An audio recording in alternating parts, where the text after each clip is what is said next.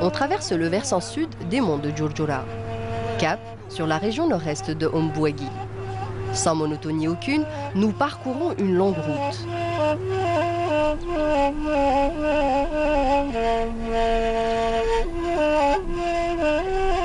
À Sidi El-Ris, on surplombe la ville de Ombouagui. Des massifs montagneux enserrent la plaine de Taref et lui confèrent un relief contrasté.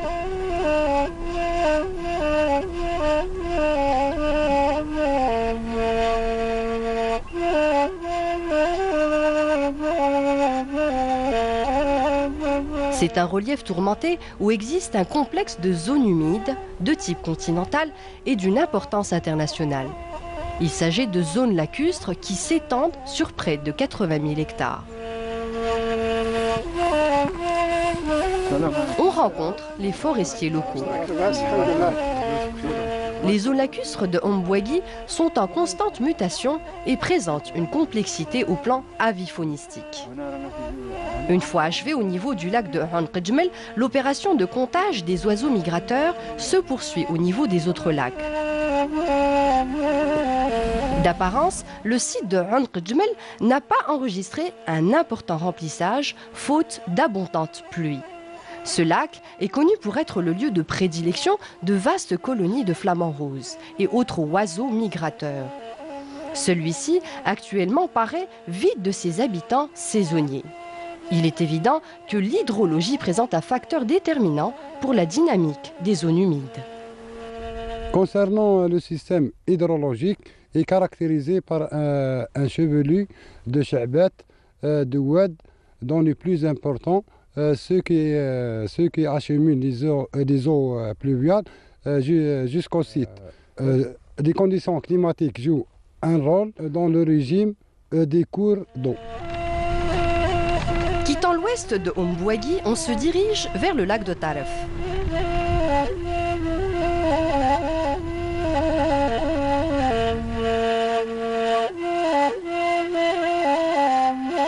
Là-bas, la géologie se manifeste sous de multiples faciès. Il s'agit d'un bassin sédimentaire recevant les eaux des crues des massifs environnants. Les sols sont issus de formations liées à différentes ères géologiques et sont surtout sédimentaires.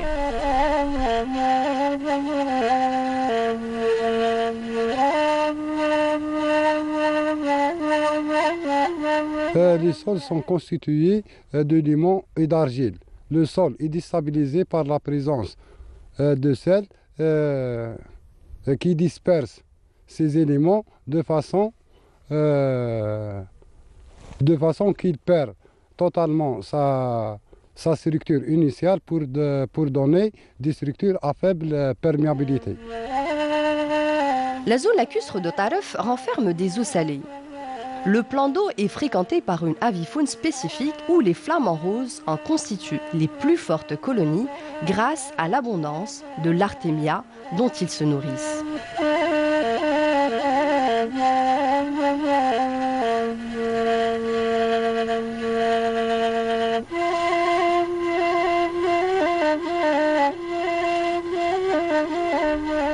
Des formations géologiques marquées par d'importants affleurements triasiques de formations calcaires et de conglomérats. Garat Taref est la plus étendue des zones lacustres du complexe de Ombouagui. Ici, plus de 30 000 hectares s'inondent en période hivernale. Le taux de remplissage reste fonction de l'importance des crues. La fréquentation du plan d'eau par l'avifaune migratrice dépend aussi de l'abondance des eaux dans ce lac. Le cycle lunaire détermine pour sa part le mouvement de l'avifaune au niveau des zones lacustres de Ombouagui. Les riverains pratiquent l'élevage et les cultures céréalières sur les terres attenant au lac de Taref.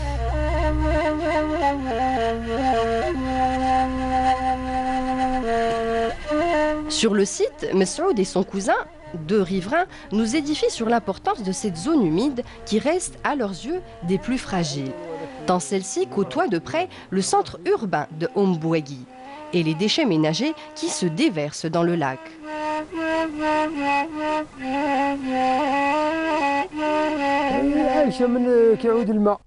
La faune est tributaire de la disponibilité de l'eau.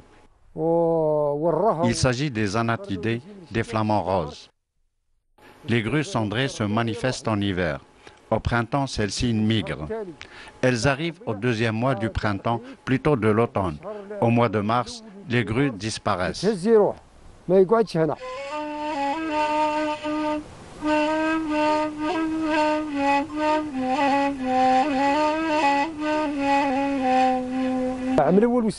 Cela fait 2 ans depuis que les colonies de grues cendrées ne se sont pas manifestées. N'ont-elles pas migré? Ici, les grues ne font qu'hiverner pour repartir ensuite. Les grues cendrées sont farouches. Celles-ci sont difficilement visibles. Une colonie de grues survole le lac de Taref. Elles évoluent en V. Les ornithologues tentent d'élucider l'absence des importantes colonies de grues cendrées accoutumées jadis aux zones lacustres de Ombouagui.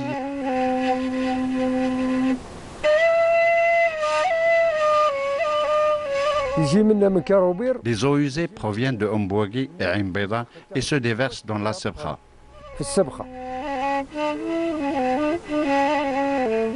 Les grandes agglomérations exercent une forte pression sur les zones humides par les déchets ménagers qu'elles rejettent dans les lacs. Plus à l'ouest, la zone humide de Guelif est moins soumise aux pressions diverses des grands centres urbains et aux pollutions qu'ils génèrent. Ici, une importante colonie de flamants roses séjourne en toute quiétude au niveau du plan d'eau de Garad Guelif.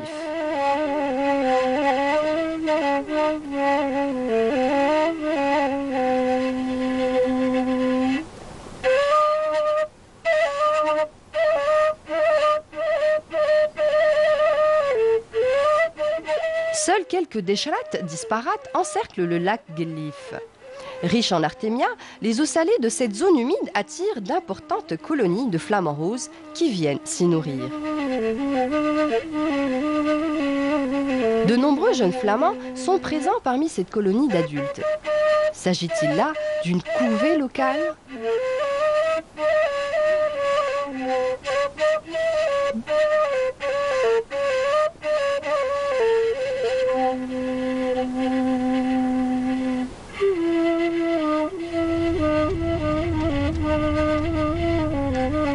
Il est à peine 4 heures du matin. On se dirige vers Garad Taref, où un froid de canard y règne. C'est à partir du poste d'observation que l'ornithologue Sadek nous fait découvrir la splendeur du lac Taref.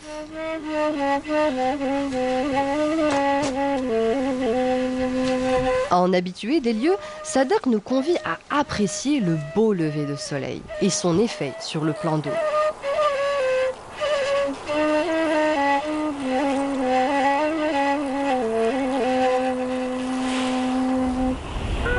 Le lac s'anime au grand bonheur d'une riche et variée avifaune. Concernant l'avifaune, on a observé plus spécifiquement les anatidés, les flamants roses, les anatidés tels que les canards, les différents canards, siffleurs, souchets, colverts, les sarcelles marbrées, sarcelles d'hiver, les fuligules, les foulques macroules. Des tadornes kazarka ainsi que des gravelots se toilettent. Au loin, une importante colonie de tadornes kazarka et celle de belons en quête de nourriture.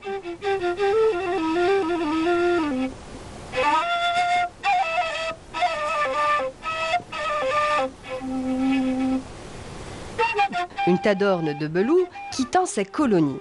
Celle-ci semble affectionner la toilette matinale.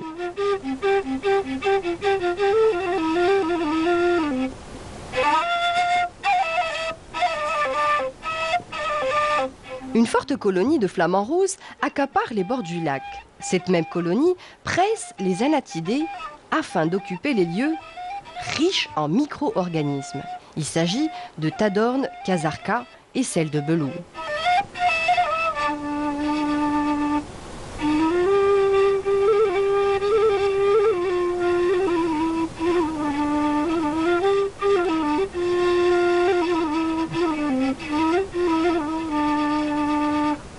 L'ornithologue Sadek observe l'importance des anatidés et celle des flamants roses au niveau du lac Taref, et ce, malgré l'insuffisance de l'eau. En connaisseur avisé, Sadek craint les diverses pollutions qui menacent de près le site lacustre de Taref. Ici, des canaux conduisent les eaux usées vers le lac. Il s'agit surtout des eaux usées en provenance de l'agglomération de Ombouagui.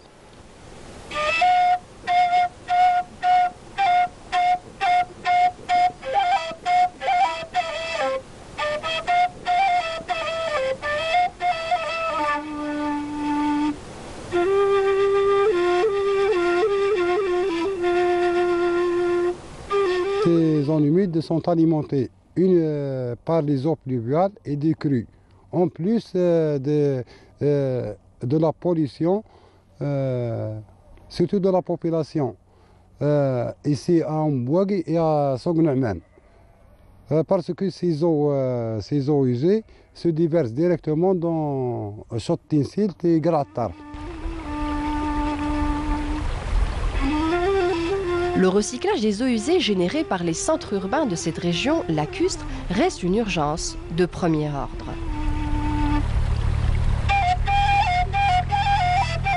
La majorité de ces zones humides sont constituées d'eau salée, ce sont aussi saisonnières, endoroïques, à l'exception de Chott Temirgani qui renferme des eaux saumâtres douces. Ici, une partie du lac de Timirganine. Les pressions exercées par les riverains limitrophes aux zones humides se résument surtout par le pompage des eaux de ces zones, surtout à Chott Temirganine. Pourquoi Chott Temirganine? Parce que ce milieu est constitué ou renferme des eaux douces.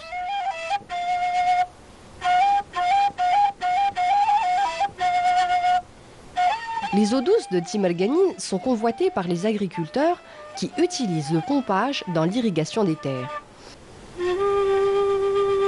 Le lac Timirganine est également vulnérabilisé par les riverains qui pratiquent l'élevage intensif aussi bien ovin que bovin.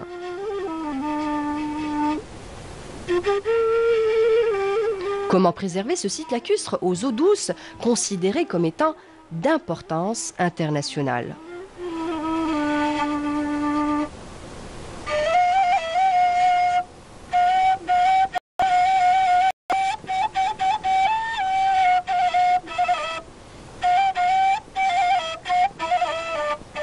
Plus à l'ouest, les eaux usées générées par la localité de Souk Namen ne cessent de menacer le lac salé de Tinsilt, lieu de prédilection des flamants roses.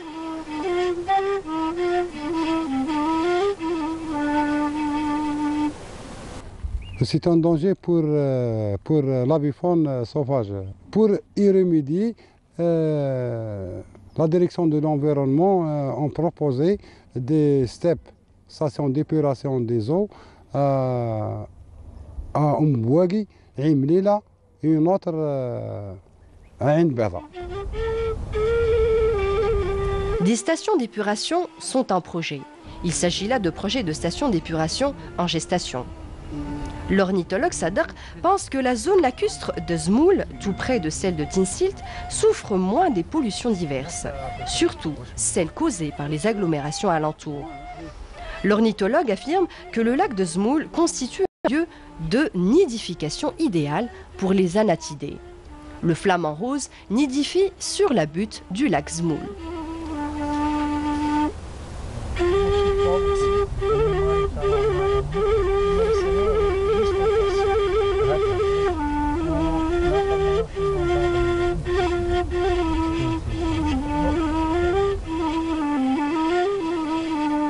Au fond, l'îlot où nidifient les flamants roses.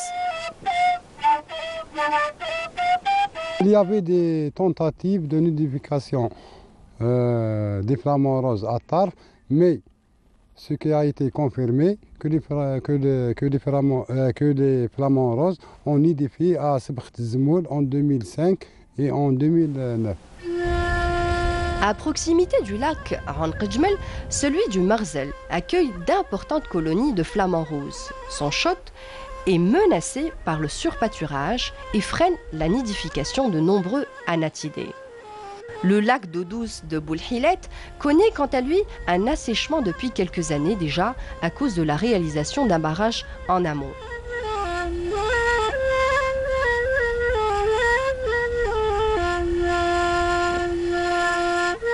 Au pied des monts des Aurès, le lac salé de Oglatouila renferme au niveau de ses chotts une riche biodiversité floristique composée surtout de plantes halophiles. La flore est de type halophile et très résistante à la sécheresse. La flore est constituée essentiellement par les familles des Chenopodiacées, à savoir les Atriplex, les Suida, les Salicornes, famille des Composés, famille des Crucifères, en plus des familles des Labies, les Graminées. C'est un tout, c'est un cortège floristique très diversifié, typiquement aux zones humides de la wilaya d'Oum Bouaghi.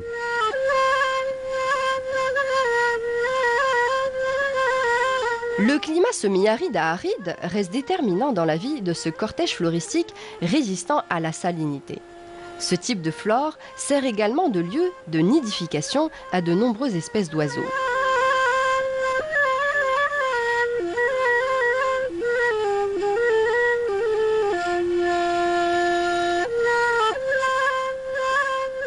Des massifs montagneux enserrent ce complexe de zones humides.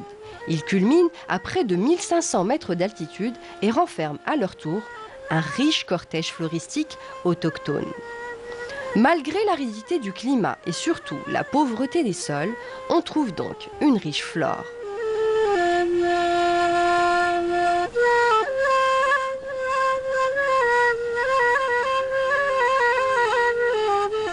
Concernant la flore existante au niveau de ces sites lacustres, ou bien ce sont des végétations typiquement en nos zones humides. Par exemple, ici à Jbel Gouriret, on a observé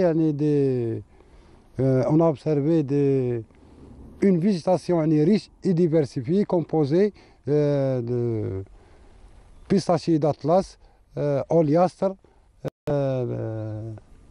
Il y a l'Amplodeusma mauritanica, l'asparagus, en état naturel. Toutes ces espèces sont en état naturel.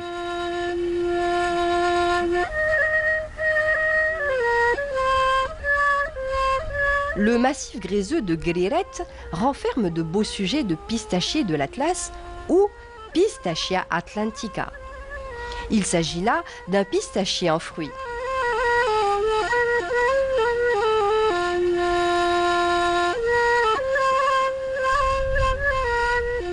Là évolue un genevrier de Phénicie ayant échappé au pâturage au vin et surtout caprin.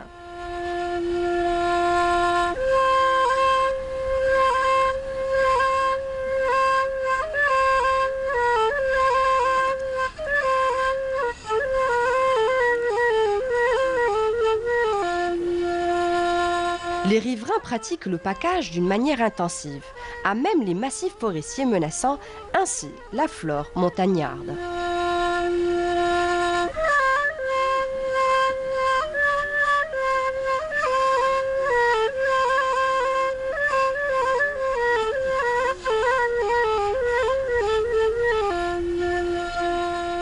Le package est intense, surtout aux alentours de ces zones humides. C'est un danger. Pourquoi c'est un danger? Parce que la végétation existante sert de nidification pour certaines espèces migratrices. Les massifs liés au complexe de zones humides de Oum Bouaghi sont vulnérabilisés par le surpackage. Il s'agit là d'une menace réelle pour la flore et l'avifaune migratrice qui nidifie au niveau de ces massifs. Les massifs forestiers de Guelif, Griret, Taref et celui de Boussif sont partie intégrante du complexe de zones humides de la région nord des Aurès. Ces mêmes massifs montagneux soumis à un climat semi-aride constituent de riches biotopes pour divers types de flore qui enregistrent une nette régression.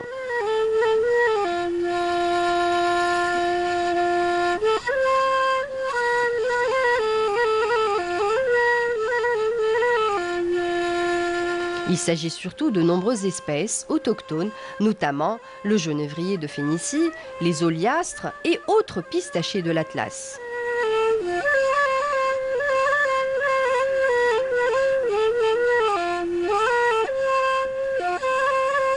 La succession des saisons sèches en période hivernale enregistrées ces dernières années, conjuguée au problème de surpâturage, a fini par réduire comme une peau de chagrin le cortège floristique montagnard.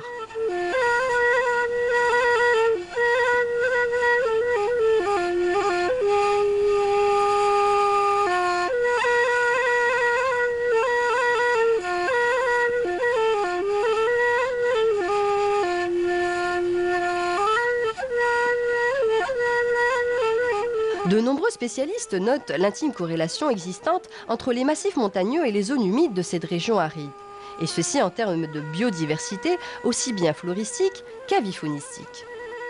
Beaucoup reste à faire pour préserver les biotopes lacustres et montagneux relevant de la région de Ombwegui, une région d'importance internationale qui attire une riche et variée avifaune migratrice.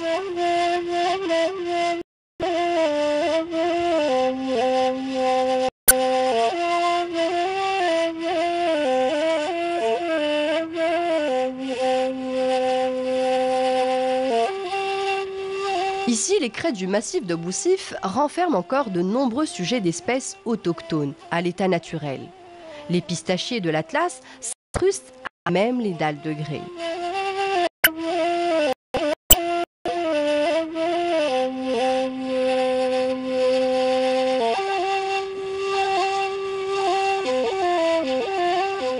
Les sous-bois sont essentiellement constitués d'armoises champêtres de touffes d'alpha et autres 10. Espèce protégée, le pistachier de l'Atlas est en régression constante au niveau des massifs de Ombwegui.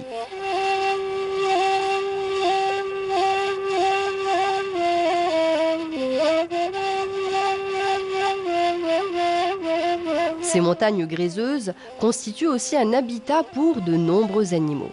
Des sangliers en mouvement sont en quête de nourriture.